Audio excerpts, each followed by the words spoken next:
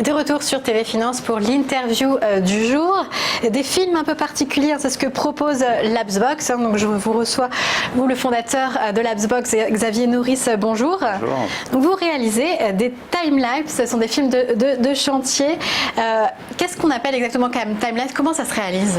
Alors le timelapse en fait c'est on va dire un procédé photographique qui est très très ancien et qui consiste à prendre une série de photos à intervalles réguliers pour ensuite les assembler et en faire un film. Et de fait, vu qu'on va prendre une photo toutes les X minutes par exemple, lorsqu'on les rediffuse à 25 images secondes sur de la vidéo, eh ben, on va être capable de créer cet fameux effet hyper accéléré qui permet typiquement sur du chantier de voir des maisons ou même des buildings entiers se construire en quelques secondes ou quelques minutes. Voilà, exactement. Et en plus, ce procédé permet surtout de voir ce qu'on ne peut pas voir lorsque le phénomène se passe à vitesse réelle.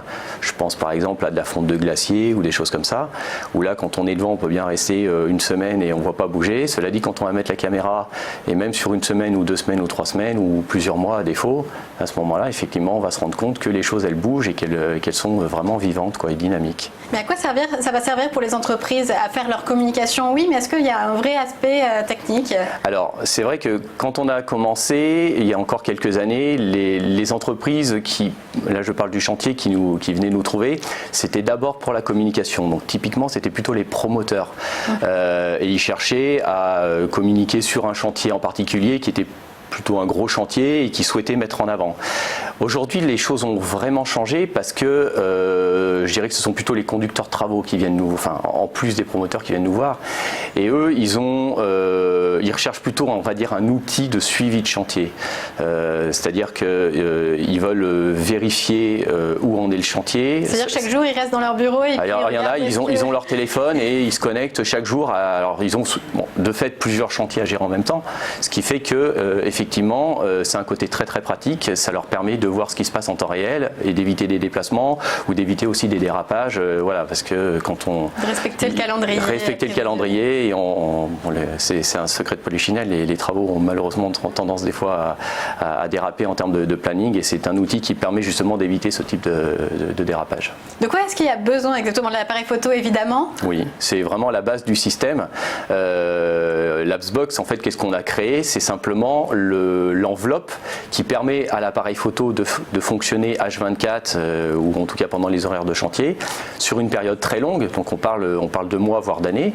Le recharger peut-être? Alors en fait, effectivement, il l'alimente en électricité pour qu'il puisse tourner. Donc soit on a une alimentation secteur et dans ce cas on va simplement utiliser un transformateur, soit il est autonome en énergie et à ce moment-là il doit fonctionner avec un système de panneaux solaires et de batteries et réguler sa charge. Et donc le rôle du système, c'est de déclencher l'appareil. On peut bien sûr le programmer à distance, on définit une fréquence, il envoie les photos, donc c'est ce qui permet aux gens de voir ce qui se passe en temps réel, et puis il est capable également bien sûr de les supprimer au fur et à mesure pour qu'il y ait toujours de la place, sauf si à un moment on ne peut pas transmettre, auquel cas il va simplement stocker les photos en attendant qu'il puisse les renvoyer au serveur. Mais alors combien ça coûte à l'entreprise? Parce qu'il y a un investissement important de base, c'est-à-dire que l'appareil photo il est mobilisé sur un chantier pendant des mois, des années. C'est ça, exactement.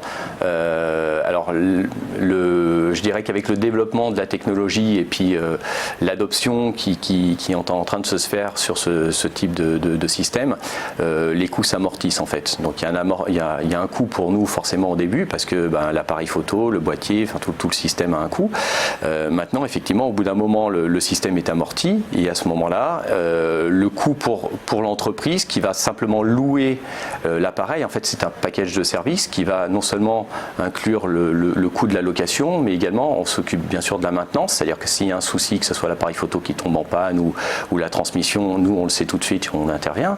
Et puis ça inclut aussi la prestation de post-production, c'est-à-dire qu'ils ont l'accès à l'interface, mais ils ont également un film qu'on réalise et qu'on leur livre.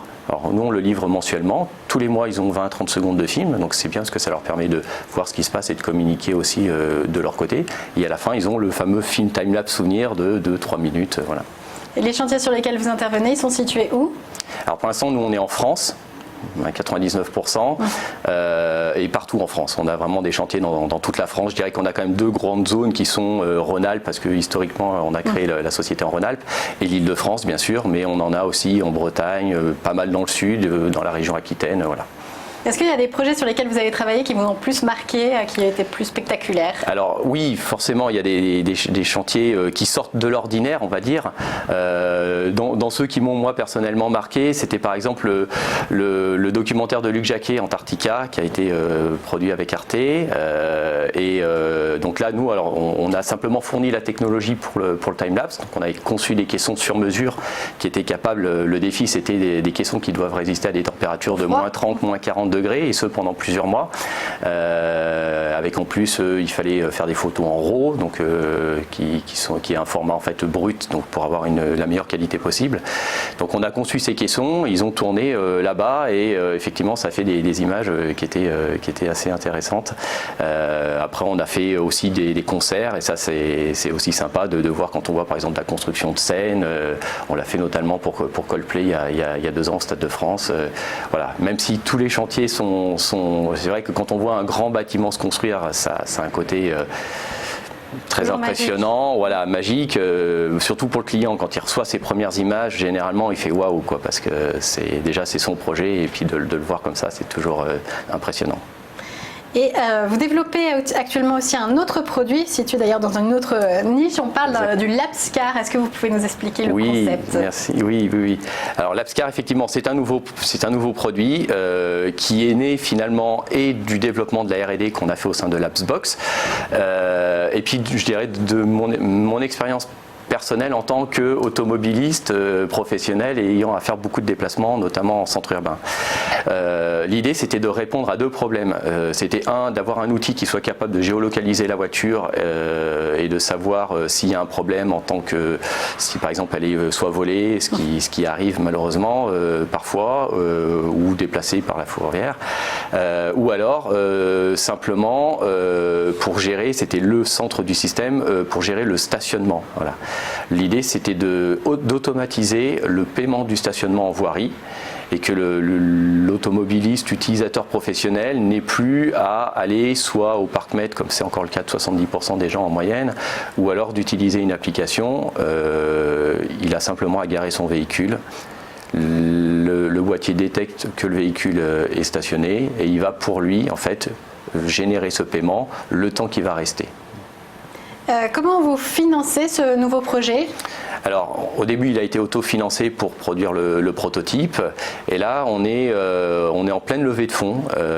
Donc, on ouvre le capital de Lapsbox pour justement financer cette industrialisation et la fabrication des premiers. Parce que là, on en est à quel moment exactement du? Et ben là, on est juste avant le lancement, en fait. Le produit.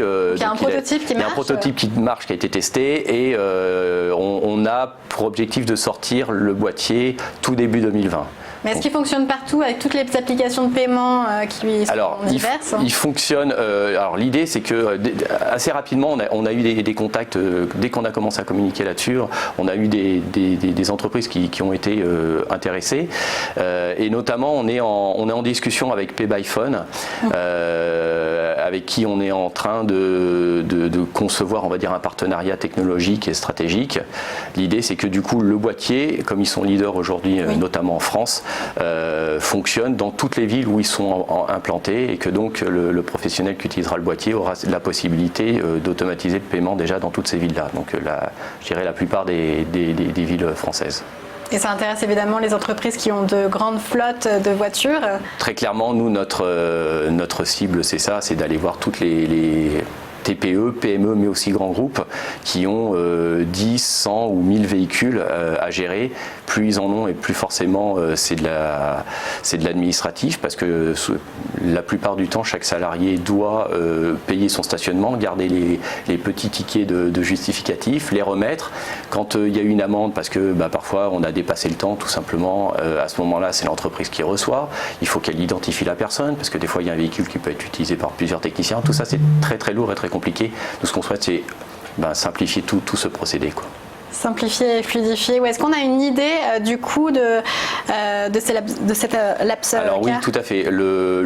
En fait, ça va fonctionner un peu comme la Xbox sous forme de package financier, enfin une location du boîtier qui va inclure les fonctionnalités. La fonctionnalité de base, c'est la géolocalisation lorsque le véhicule est stationné, plus le paiement du stationnement. Nous, notre prix target de base, ça sera 3,25 € hors taxe par mois. Donc on est vraiment sur un coût qui reste très très accessible, y compris pour une petite entreprise.